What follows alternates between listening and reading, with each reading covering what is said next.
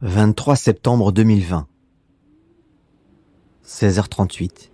Paris 8e arrondissement. Chambre de commerce franco-suédoise.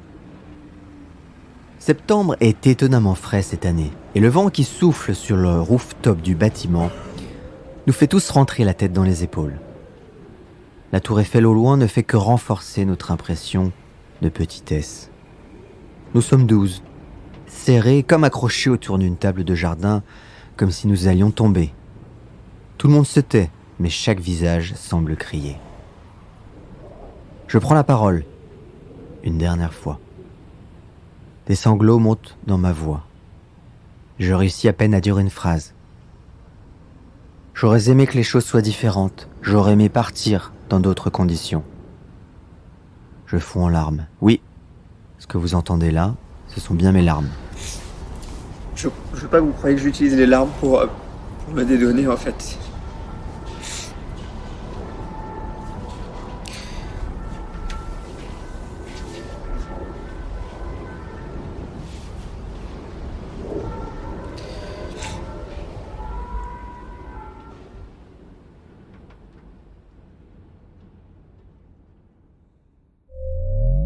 Je vous emmène aujourd'hui sur les traces de mon aventure entrepreneuriale, deuxième épisode, l'école de recrutement, une vision, une aventure et des larmes.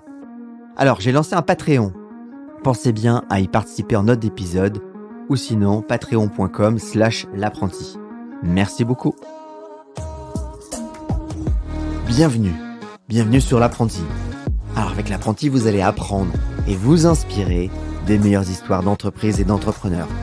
Et vous allez faire ce chemin avec moi tous les jeudis.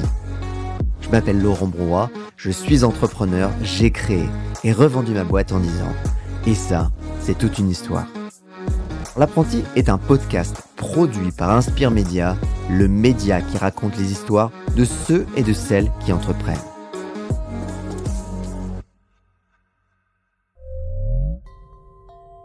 Janvier 2015. Je viens tout juste de me séparer de Jean-Christophe, mon associé. Des 3 personnes qui travaillent avec nous, seul Nicolas a choisi de me suivre. Pour le fun, a-t-il dit, hein. Moi, je rigole un peu moins. Clémence, ma fille, vient de naître et je n'ai pas d'autre choix que de réussir. Je travaille donc chaque jour comme un fou.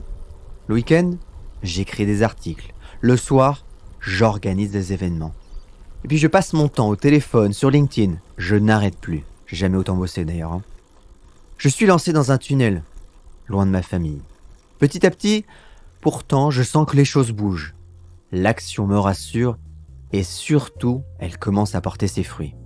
Les formations rentrent les unes après les autres. Nicolas, lui, en donne 3 par semaine des formations. Et donc, en plus des formations, forcément l'argent aussi rentre. Les premiers salaires sont payés avec l'argent récupéré de la session et les salaires suivants sont honorés grâce aux formations de Nicolas et à mon travail. Je fais même à l'époque du conseil. Pour vous dire, moi qui fais du conseil, c'est pas très classique. Et j'organise des événements dans 5 grandes villes en 5 mois. Je trouve même un sponsor pour nos événements dédiés aux recruteurs. J'enchaîne aussi les formations. C'est de la folie. On a même le temps de faire des vidéos.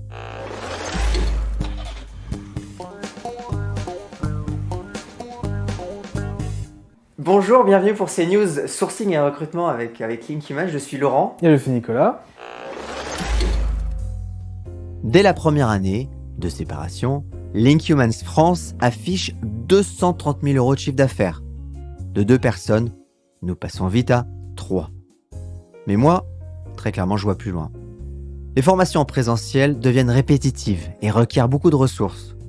Je dois trouver un moyen de grandir. Depuis longtemps, je suis une boîte irlandaise qui s'appelle Social Talent. Social Talent, on pourrait dire en français. Précurseur, cette boîte fait de la formation à distance via une plateforme sur le recrutement. Et donc, je décide en février 2015 de les contacter et de leur proposer de faire la version française de leur plateforme. Banco. Avril 2015, ils me proposent de passer une semaine chez eux pour adapter leur contenu en français. Vol réservé, Airbnb booké. Allez, à nous Dublin. Sur place, nous attend une semaine de folie. On écrit le matin les vidéos que l'on tourne l'après-midi. Le soir, sortie au pub avec l'équipe irlandaise. C'est donc une semaine chargée où je découvre Nicolas. Nous n'avons jamais été aussi longtemps ensemble. Je kiffe décidément ce type, sa bonne humeur et surtout son franc-parler. Le séjour se termine et nous voilà, Nicolas, les 2 fondateurs de Social Talent et moi, rassemblés autour d'un burger bien gras. Jonathan, le CEO, attaque direct. J'espère que vous avez passé une bonne semaine avec nous. Bon, maintenant parlons business. J'acquiesce entre 2 bouchées. Notre principe de partage de revenus est simple. Nous prenons 50% des revenus, deal with it. Je m'étrangle presque en entendant ça. Impossible, je réponds d'emblée. Je lui réponds le regard fixé sur lui. Tu vois, nous apportons plus que du contenu, nous apportons de la notoriété sur un marché où Social Talent est encore inconnu. Je pense que 60% pour nous serait envisageable. Il a écouté mon discours, les yeux mi-clos. Dans un demi-sourire, il se penche vers moi et me glisse à l'oreille. Nous ne faisons jamais ça, et ce n'est pas comme ça que l'on va se développer d'ailleurs. Donc non. La discussion s'arrête là. Je regarde Nicolas, je ne sais plus quoi faire. Donner 50% de mon chiffre d'affaires Social Talent me paraît impossible. Je retourne donc les chiffres dans ma tête. Impossible de vivre avec ce qui nous reste. 2 mois plus tard, je prends ma décision contre l'avis de mon seul salarié. On y va, mais seul. À bord, c'est la panique. Je suis seul face à la décision la plus dure de ma vie. Je saute dans le vide. «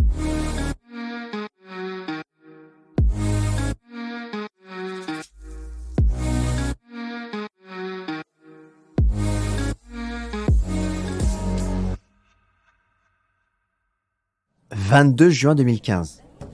Je suis attablé au comptoir de l'Europe, une des 2 brasseries de la rue d'Athènes, dans le 8e à Paris. En face de moi, Laurent Sébarek, le commercial qui doit vendre notre produit. Le seul problème, on n'a plus rien à vendre. Ma décision de faire sans Social Talent a une conséquence immédiate, nous n'avons rien. Pas de plateforme, pas de contenu. Il me reste juste un salarié opposé à ma décision et les 2 fondateurs de Social Talent qui, furieux eux, ne digèrent pas mon refus de travailler avec eux. Malgré tout, ce matin-là, je vends mon projet à Laurent Sébarek. Maintenant, il faut agir vite. Ma décision est là. Nous allons tout faire nous-mêmes. Et pour nous forcer à être efficaces, je fixe arbitrairement le lancement de la nouvelle plateforme au 15 septembre 2015. Un lancement d'ailleurs prévu en lien avec un nouvel événement dédié au sourcing, True Sourcing. Je contacte donc un développeur talentueux, Alexandre, qui a déjà bossé avec nous précédemment. Il m'assure qu'il peut faire la plateforme en même pas 2 mois. Le 16 juillet 2015, j'organise alors une réunion donc avec Nicolas, Laurent Sébarek et Alexandre, le développeur. On planche toute la journée pour définir les grands axes du projet et notamment le nom du produit, qui ça va s'appeler True Academy. L'accent est notamment mis sur la simplicité de la plateforme. Seconde étape, produire le contenu que l'on n'a pas, soit 1000 vidéos en 2 mois. Je contacte alors une société de formation à distance, Learn Assembly. Miraculeusement, ils acceptent de nous accompagner sur la réalisation des vidéos en échange d'un partenariat. Et me voici donc lancé, de juillet à août, enfermé dans ma cave, je partage mon quotidien entre réalisation de slides et vidéos. Matin, midi, soir. À mes côtés, Nicolas fait ses premiers pas en vidéo. Laurent Sébarek me propose de travailler avec nous sans être payé dans un premier temps. Hors de question pour moi. Il bosse avec nous, il produit de la valeur, on doit lui payer un salaire, CQFD. J'investis donc les dernières économies de la boîte, 20 000 €, soit 2 mois de chiffre d'affaires. 15 septembre 2015. Nous sommes prêts, enfin à peu près. True Academy, notre formation à distance est lancée. J'essaie un peu mon pitch. Bienvenue sur True Academy. True Academy, c'est la meilleure formation au sourcing et au recrutement. Et cette formation, ce parcours de formation est vraiment né d'une frustration, à savoir qu'aujourd'hui, du présentiel, une formation présentielle ne suffit plus pour vraiment vous former. On veut une formation sur une période précise et on veut une acquisition durable. 4 mois plus tard, on signe nos premiers clients, Dassault. Petit à petit, notre chiffre d'affaires décolle. On commence même à vendre pour plusieurs dizaines de milliers d'euros. Je respire mieux.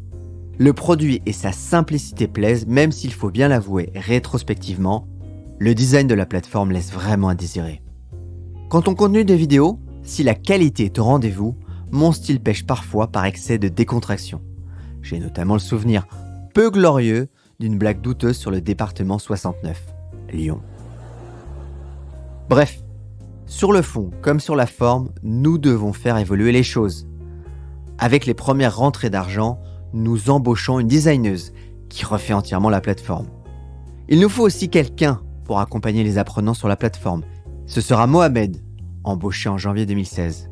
Mohamed que je connais aussi depuis quelques années. Début 2016, nous sommes donc 5.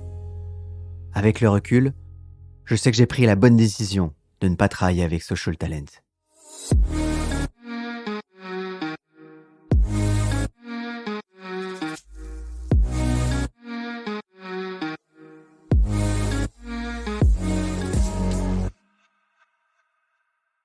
Les années qui suivent le lancement confirment ce démarrage d'ailleurs.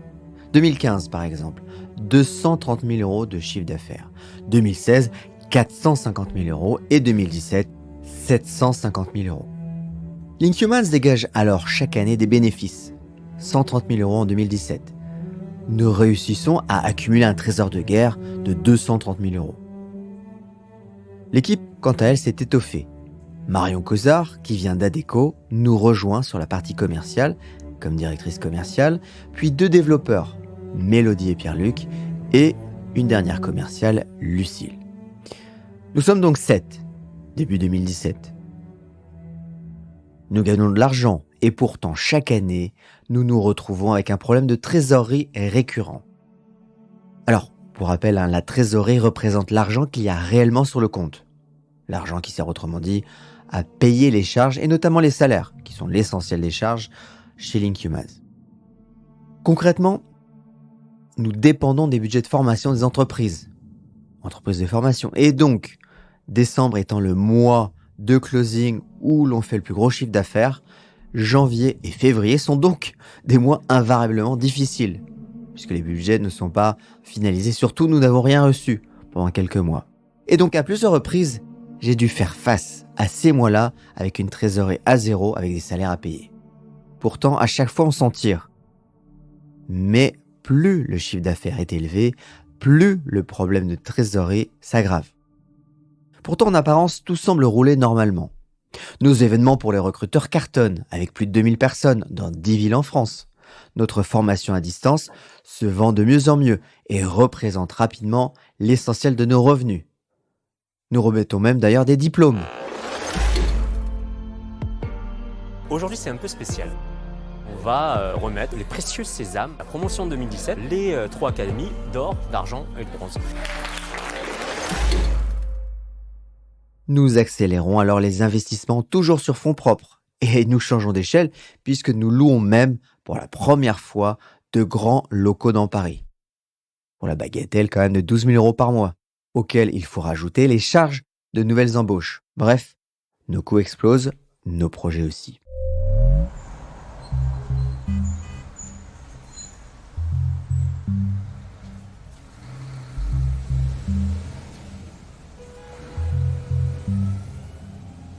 « 22 avril 2018, Paris. Nicolas, Mohamed et moi sommes autour de la table pour discuter de l'avenir. Dès l'entrée, l'enthousiasme est palpable. Nicolas lâche « Bon, on la lance cette école de recrutement ?» Je le regarde un instant, méditatif. Puis, dans un grand sourire, je réponds « Allez, il est temps. » Mohamed acquiesce. C'est donc parti, nous sommes alignés. Mais lancer une école n'est pas si simple. Une école, c'est d'abord des étudiants. Et de fait, personne chez les étudiants ne nous connaît. Nous ne sommes répertoriés nulle part. Très identifié dans le secteur du recrutement, j'arrive à négocier avec une école du secteur RH qui accepte de nous louer son titre. Et avec le titre, on peut se faire financer en tant qu'alternant. Il nous reste alors à trouver des étudiants et donc des entreprises. 5 mois avant la rentrée, nous commençons à chercher des étudiants. Recruter notre première promotion se révèle vite un enfer. Par contre, les entreprises nous connaissent et se bousculent au portillon. Nicolas, de son côté, crée de toutes pièces le programme de formation, avec, il faut bien le dire, beaucoup Alors, on déteste ce mot-là à l'école de recrutement, mais beaucoup d'innovation. Un programme vraiment différent. Et de notre côté, avec Mohamed, nous partons à la chasse aux étudiants. Une véritable bataille du quotidien entre les annonces qui ciblent les étudiants et l'obligation de rassurer les entreprises sur les alternants. En septembre 2018, seuls 5 étudiants ont signé. Dans l'urgence, je fais alors appel à l'aide d'un cabinet de recrutement et nous en signons in extremis 6 autres. La première promo de l'école de recrutement démarre donc le 15 octobre 2018. On entend même ces étudiants alors témoigner ici. Une école de recrutement, mais qui dit que les recrutements, c'est pas RH, c'est bizarre parce que tout le temps, j'ai entendu le contraire. Je me disais souvent que les techniques de recrutement étaient assez has-been et qu'il était temps de rafraîchir tout ça. Je pense qu'en France, c'est la première école qui nous apporte ce type d'innovation. Ils veulent transformer en fait l'image qu'on a de ce métier. Ce qu'on transmet à l'école du recrutement, c'est un état d'esprit et une manière de penser. Faites-vous quelqu'un d'autonome. Alors, 11 étudiants, pour faire simple, c'est plus ou moins 70 000 € de chiffre d'affaires seulement. En attendant, les problèmes d'argent s'accumulent. Linkhumans réalise un chiffre d'affaires de 950 000 € en 2018, toujours en progression. Malheureusement, perte de 100 000 €. Il faut trouver une solution, et très vite.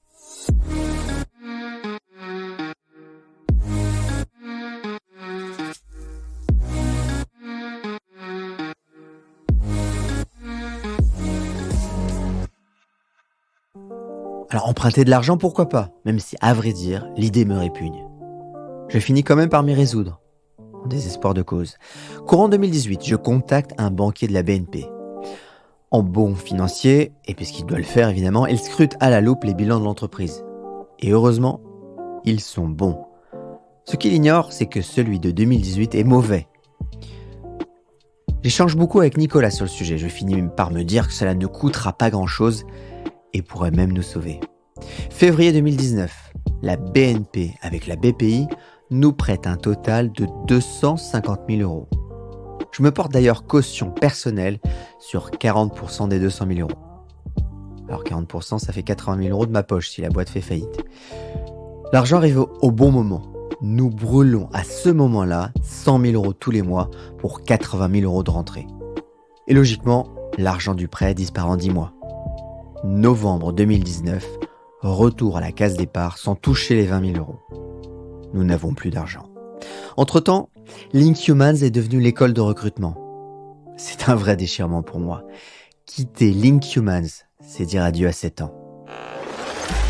D'ici les 30 prochaines minutes, Linkhumans sera totalement disparu. Là, c'est juste pour augmenter son taux d'angoisse à Laurent. Ne vous inquiétez pas, tout va bien se passer pour le... Alors comme on l'entend ici avec Mohamed, je sais aussi que parfois il est temps de passer à autre chose. Et passer à autre chose pour la boîte et sans doute aussi pour moi, même si à ce moment-là, les choses ne sont pas aussi claires. J'ai de plus en plus de mal à tenir mon rôle de dirigeant. J'ai naturellement toujours donné beaucoup de responsabilités aux équipes. Ça, on ne pourra jamais le nier.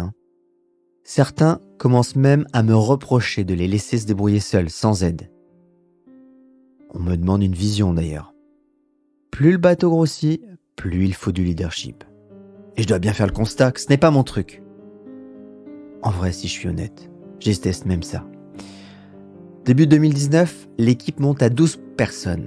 Jenny, une ancienne de Linkhumans, dont j'ai parlé dans l'épisode 1, revient, et Aurélien, un responsable marketing que je fréquente depuis 8 ans. Ma vie de manager commence à m'étouffer petit à petit. J'essaie de me conformer à un modèle. Je me persuade qu'il faut échanger régulièrement avec les salariés pour les aider et mieux les comprendre. Bilan, je passe mes journées en rendez-vous individuels. Un exercice dans lequel, faut bien le dire, je me révèle médiocre ou au mieux passable. Ce que j'aime, c'est réfléchir et élaborer à deux et surtout, pas forcément écouter les gens. Et le conseil est terrible pour moi. En 2019, je me sépare de 3 collaborateurs. J'ai beau m'astreindre à faire ça dans les règles de l'art, en tout cas j'essaie de le faire, chaque séparation se solde par une nuit blanche, suivies invariablement de longues journées de déprime. Je suis malheureux et les difficultés financières n'arrangent rien. En octobre 2019, le coup près tombe. Au rythme de nos dépenses, il nous reste 5 mois de cash. Depuis quelques mois, je ne suis plus là pour personne, ni salarié, ni même Nicolas, mon associé. Je suis absent, physiquement et mentalement. Un matin de novembre 2019, je touche le fond. Cette année-là, l'école de recrutement perd 220 000 €. Tout est foutu, je m'en rends compte. Je n'arrive plus à trouver de solution. Je m'effondre. Durant 15 minutes, enfermé dans la salle de bain, je pleure. Je regarde l'avenir avec lucidité. Une boîte en faillite, des dettes personnelles, pas de revenus, impossible pour un dirigeant de toucher le chômage. Mon destin va pourtant me faire mentir, et c'est dans une soirée costumée qu'il va se révéler.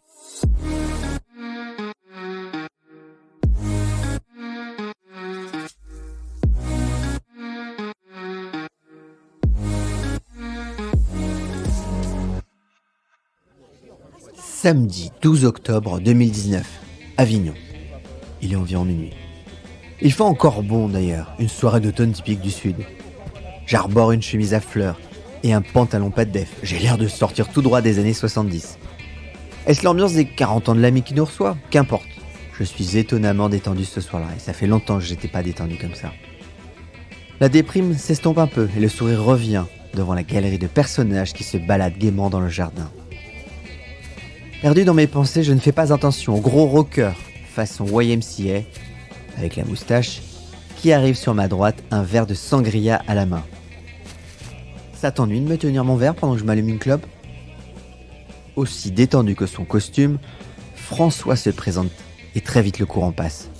Nous sommes tous les deux entrepreneurs. Et là, je lâche tout. Les problèmes d'argent, mon management impossible, la boîte qui coule. Il m'écoute. Encore et encore, je vide mon sac. Tu sais, me dit-il, il y a 1 an, j'ai failli exactement faire faillite, comme toi. Et 2 types ont sauvé la mise, Samy et Laurent. Va les voir. Après cette conversation, il me faut encore quelques semaines pour me décider. Mais est-ce que j'ai vraiment le choix ? Je contacte Samy. Et après 10 minutes au téléphone, il me dit cash. Écoute, faut faire un bilan précis de la situation. Mais avant tout, tu arrêtes de payer toutes tes charges. J'arrête toutes mes charges ? Oui, tout. Évidemment, sauf les salaires. Loyer, TVA, URSSAF, plus rien ne doit sortir de ta boîte. À la maison, je commence même à recevoir des courriers de relance, puis des courriers d'huissier, que je dois expliquer évidemment à Gaëlle, ma femme, puisque à ce moment-là, ma boîte est domiciliée à mon domicile. J'enchaîne aussi les rendez-vous. Bientôt, avocat et tribunal de commerce n'ont plus de secret pour moi. Je prépare d'ailleurs une conciliation. Alors pour ceux qui ne connaissent pas, c'est l'étape qui précède le redressement judiciaire. Je suis soulagé pour la première fois depuis longtemps. Je me sens plus seul. Samy et Laurent m'épaulent. Et pour eux, nous pouvons tenir jusqu'en mars 2020. Pas 1 mois de plus. Toute l'entreprise se mobilise alors pour trouver des solutions. Nous mettons le paquet sur la formation à distance qui entre-temps était devenue certifiante. Mars 2020. Pandémie mondiale. La France entière est confinée. Et le gouvernement d'ailleurs finance la formation de toutes les personnes en activité partielle.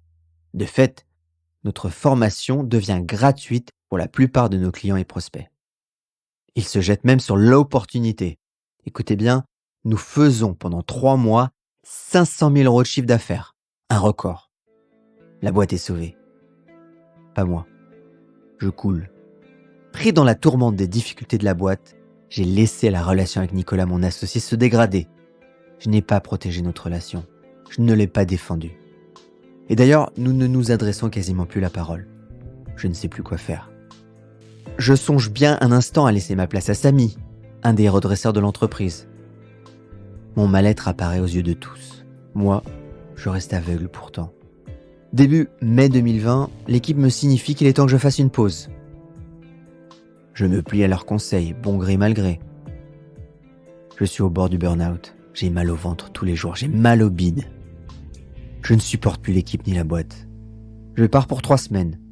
Je pars pour le début de la fin.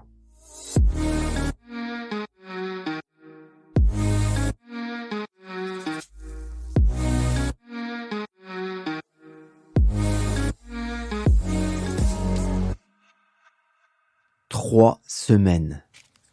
Pendant lesquelles je réfléchis beaucoup, j'écris. Je ne veux pas arrêter l'école de recrutement. Je suis malheureux. Je n'y arrive pas. C'est mon bébé. J'y ai mis de la sueur, du sang, des larmes. À mon retour, la boîte s'est retournée. Elle s'est sauvée, en mon absence. La procédure au tribunal de commerce est arrêtée. Nous négocions nos dettes. Moi aussi, je me sens redressé. Le retour à la réalité est pourtant dur. Je suis désaligné avec toute la boîte. Petit à petit, je délaisse mes responsabilités les unes après les autres. Je n'anime plus les réunions. J'arrête totalement les points individuels. L'équipe passe beaucoup de temps à parler de ma situation. La boîte passe trop de temps à parler de moi, beaucoup trop d'ailleurs. Quelque chose cloche. Juillet 2020, 2 jours de séminaire avec l'équipe, 2 jours pendant lesquels je reste quasiment muet. Étranger dans ma propre entreprise, je vis tout de l'extérieur. Ça va passer. Mais non. Je continue de me mentir. Pendant mes vacances d'août, j'arrête de me mentir. Je prends ma décision. Je dois quitter l'école de recrutement. Il est temps pour moi. Cela n'a plus de sens. J'organise la suite. Je reste président et Marion assume les responsabilités opérationnelles de la boîte. Dans ma tête, les choses sont claires. Il me reste à les annoncer. 23 septembre 2020. Nous sommes tous là. Je dois parler de la nouvelle organisation avec Marion. Je suis perdu. J'annonce que parallèlement à mon rôle de président, je vais continuer à travailler dans le recrutement. Mais pourquoi j'ai fait ça ? Parce que probablement je ne savais faire que ça. En clair, j'annonce à mon équipe que je vais concurrencer ma propre boîte. Évidemment, l'équipe est folle. Elle se révolte d'emblée devant ce qui est pris pour une provocation. Je ne le comprends qu'après, mais le mal est fait. La journée se poursuit, houleuse pour moi et pour l'équipe. La journée finie, la conclusion s'impose à tous. Je dois quitter la boîte, vendre mes parts aux salariés et probablement faire autre chose que du recrutement. Mais c'est aussi ce que j'ai profondément envie de faire. Et c'est aussi probablement la meilleure option pour moi. 13 ans que je fais du recrutement et je ne sais rien faire d'autre. Mais j'ai besoin d'un nouveau souffle. À 16h47, après un dernier adieu à tous, je les quitte, les larmes aux yeux. La fin pour moi et un nouveau départ pour l'école de recrutement.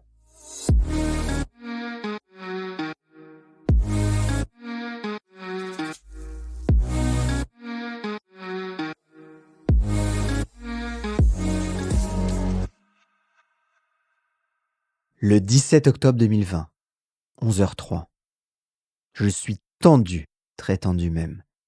Samy, notre redresseur d'entreprise, a fait une évaluation de la valeur de l'école de recrutement. La négociation commence avec Marion, qui représente les salariés et qui est devenue DG de la boîte. Samy se connecte. Son visage s'affiche à l'écran. Après les banalités d'usage, il attaque. Je pense, au vu des chiffres et de ce que l'on va faire cette année, que l'école de recrutement vaut 1 million d'euros. Le chiffre est lâché. Je n'ai rien à dire, je suis soulagé d'ailleurs. J'en possède plus de 80%. Les salariés se regroupent dans une holding. Ils sont 8 pour acheter l'entreprise. L'échéance de paiement est étalée sur 4 ans. Le départ se passe mieux, bien mieux que les derniers mois. Petit à petit, je pense mes blessures. Je commence alors une nouvelle thérapie et un travail personnel pour mettre des mots sur ce qui s'est passé. Être entrepreneur est un chemin de vie qui m'a transformé en 10 ans. De Londres à cette terrasse venteuse de la chambre franco-suédoise. Des pleurs à la peur de l'échec en passant par la joie de réussir. D'une entreprise montée depuis mon lit à une boîte de 12 salariés qui fait quasiment 2 millions d'euros de chiffre d'affaires. Aujourd'hui, je cherche l'endroit idéal pour m'épanouir. Et je crois l'avoir trouvé. Je suis compteur d'entreprise. Merci à toutes et à tous, à celles et ceux à mes côtés pendant toutes ces années. Je ne vous oublie pas, vous faites partie de moi. Et ça, ce n'est pas une autre histoire. Alors j'aimerais remercier tous les contributeurs du Patreon qui me soutiennent, que je kiffe.